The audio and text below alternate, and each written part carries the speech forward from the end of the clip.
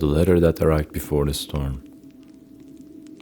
Before we begin, if you enjoy these late night winter stories, please consider liking and subscribing.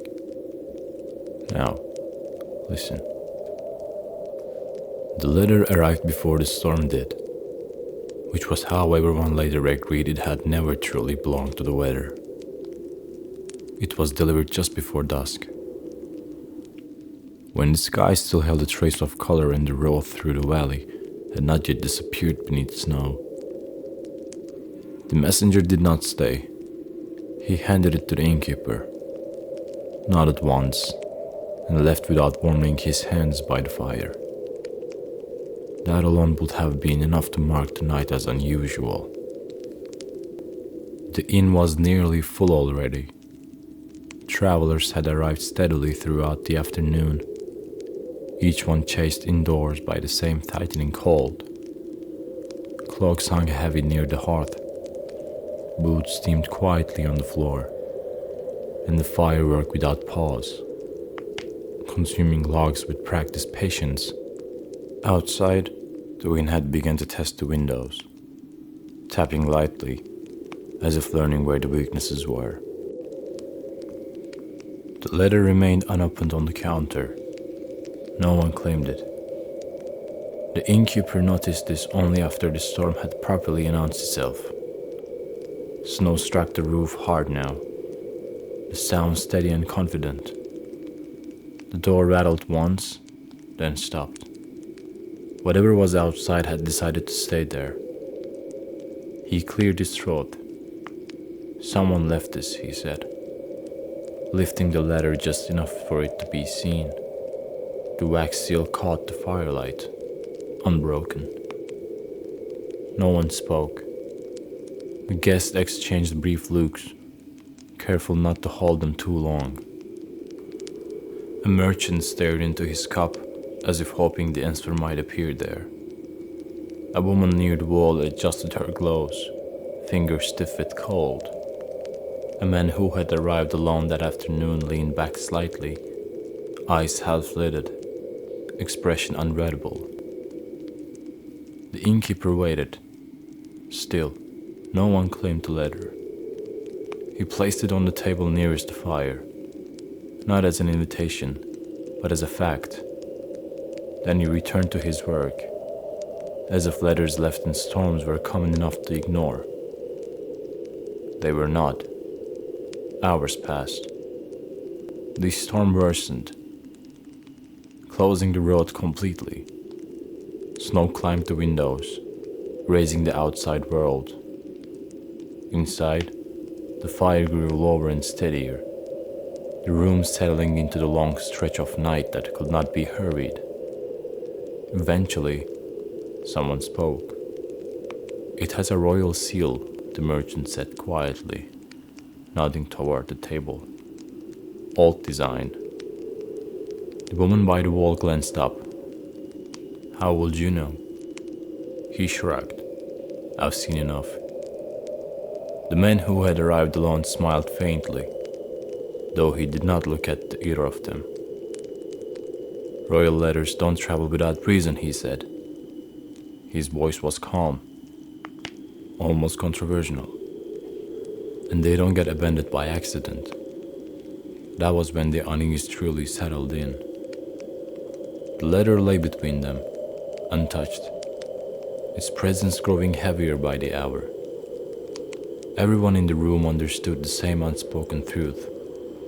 Whoever the letter was meant for was here, or had been. The fire cracked softly. Outside, the storm showed no sign of mercy. As the night deepened, small things began to feel deliberate. A door left unlatched for a moment too long. A cup refilled by the wrong hand. A glance held just a breath longer than necessary. The woman by the wall stood and crossed the room, claiming a seat closer to the fire. The merchant followed shortly after, not beside her, but opposite, as if distance itself were a kind of defense. The man who had arrived alone did not move at all. When the innkeeper finally spoke again, his voice was lower. "If that letter stays unopened," he said, "none of you will sleep." No one disagreed. At last, the woman reached for it.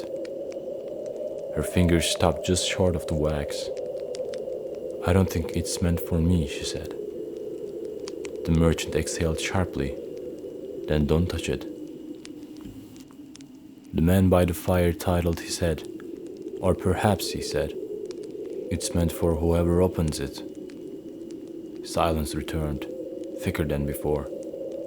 The storm pressed harder against the walls, as if impatient. And somewhere between the fire and the snow, the night waited to see who would make the first mistake. No one reached for the letter. That, more than anything else, unsettled the room.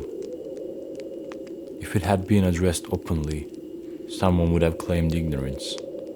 If it had been sealed crudely, someone would have laughed it away. But wax was old, the seal precise, impressed with a mark that belonged to an earlier reign. The kind of seal that did not forgive mistakes. The innkeeper added another log to the fire. Sparks rose, brief and sharp, then vanished. The letter did not move. "You said the messenger didn't stay," the woman near the fire said at last. Her voice was steady, but her hands were not. She tucked them beneath her sleeves. "Did he say anything?" "He said nothing," the innkeeper replied. "He didn't even ask for food." "That means he knew he wouldn't need it," the merchant said, "or that he didn't intend to be remembered." The man who had arrived alone lifted his cup and drank slowly. When he set it down, he smiled again. Though this time, there was something deliberate in it. Messengers remember everything, he said. They simply choose what to repeat. The wind struck the shutters hard enough to draw a quiet breath from the room. Snow slid against the glass, erasing what little view remained. The outside world was no longer an option. Whatever this night held would be decided here. The innkeeper wiped his hands on a cloth and leaned against the counter. "That letter isn't leaving this room," he said. "Road's gone. Storm won't lift before morning." No one argued. The woman stood again, pacing slowly, her boots making little sounds on the worn floor. "If it's royal," she said, "then opening it without authority is dangerous." The merchant nodded. "And not opening it may be worse." The hooded man near the hearth finally shifted. He leaned forward slightly, elbows resting on his knees, firelight catching the edge of his face for the first time. He was older than he had appeared at glance, not by years alone, but by attention. "Letters like that," he said, "are not meant to be read. They are meant to be received." The woman stopped pacing. By whom? He did not answer. The silence that followed was heavier than the storm. The innkeeper cleared his throat again. "I've kept this place through the 3 winters worse than this one," he said. "I've learned something. Trouble doesn't arrive loudly. It waits until everyone is warm enough to think they're safe." The merchant laughed once, short and humorless. "Then we're right on time." As the hours passed, the room changed shape. People moved closer to the fire, not for warmth, but for proximity. The benches nearest the walls were abandoned. No one wanted their back unguarded. Cups were refilled more often than necessary. No one drank enough to forget where they were. The woman finally sat, folding her cloak neatly beside her. "Let's assume," she said, "that the letter is meant for someone here. What then?" "Then someone is lying," the merchant replied. The man by the fire nodded. Or someone has already done what the letter came to stop. That landed harder than intended. The storm surged again, briefly, as if reacting. The innkeeper glanced at the door. No one else is coming, he said. We're all there is. A long pause. Then the woman spoke again, quieter now. The seal, she said. It's from the old court, before the purge. The merchant's eyes flicked to hers. That's a dangerous memory to have. Only if spoken loud, she replied. The hooded man exhaled slowly. Then this letter has been traveling a long time, he said. Longer than it should have. The fire cracked sharply, a log shifting inward. Something about the room felt tighter now, as if the walls had leaned closer. At last, the innkeeper reached out and turned the letter so the seal faced them all. I won't open it, he said, but I won't stop someone else. No one moved. Seconds stretched. Then the merchant stood. I've paid enough taxes to the crown to earn the right, he said, though his voice betrayed him. He reached forward, fingers trembling, and stopped just short of the wax. The woman's hand closed around his wrist. Don't, she said. Not yet. The hooded man rose smoothly from his seat. You're all making this harder than it needs to be, he said gently. The letter knows where it belongs. He stepped closer to the table. The room held its breath. Outside, the storm quieted again, as if listening, and the wax seal, unbroken, waited. The hooded man stopped beside the table. He did not reach for the letter. Instead, he placed his palm flat against the wood, close enough to feel the heat rising from the fire beneath it. His fingers were steady. That, more than anything else, gave him away. I did not come here by chance, he said quietly, and neither did this letter. No one spoke. The woman released the merchant's wrist and took a step back. The innkeeper straightened, his expression unreadable. Though his eyes had sharpened, the storm outside softened further, as if the night itself were waiting for permission to end. The seal, the hooded man continued, belongs to a court that no longer exists, a court that was dismantled carefully so that nothing appeared broken, except people. The merchant swallowed, then why send it now?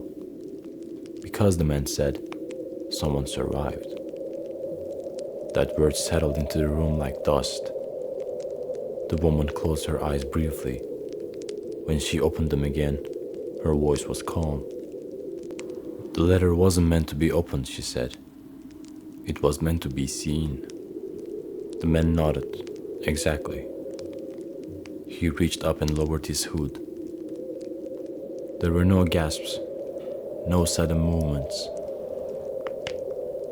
Recognition, when it came, was quiet. His face was older than the portrait the merchant had once seen on a coin, but the eyes were unmistakable. Not royal in appearance, royal in certainty.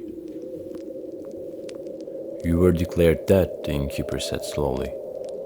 I was declared inconvenient, the man replied. The letter remained unopened. It names no orders, he went on. It carries no command, only a presence. It needed to arrive somewhere neutral, somewhere people would be forced to wait together long enough to understand why it mattered. The merchant laughed softly, hollow. And what happens now? Now, the man said, you forget. Silence. You forget you saw me, he continued. You forget the seal. You forget this night felt different from any other. And you remember only that the storm trapped you here, and that nothing happened. The woman studied him. And if we don't? He smiled then, not unkindly. Then the letter would need to be opened, and that would be unfortunate. The fire shifted. A log collapsed inward, sending a brief flare of light across the room. When it settled again, something felt released. The man picked up the letters at last, not breaking the seal, not even turning it, and held it only for a moment before placing it into the fire. The wax melted first, then the paper curled. No one moved. The flames consumed it quickly, efficiently, as if the fire had been waiting. Outside, the wind stopped. Not slowly, completely.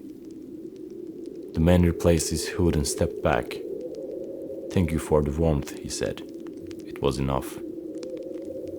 By the time the door opened, dawn had begun to thin the dark. Snow lay deep and quiet, no longer fallen.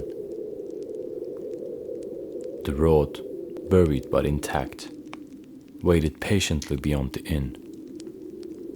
He stepped outside. The door closed. No one followed. For a long moment, no one spoke. Then the innkeeper added another log to the fire. Morning arrived without ceremony.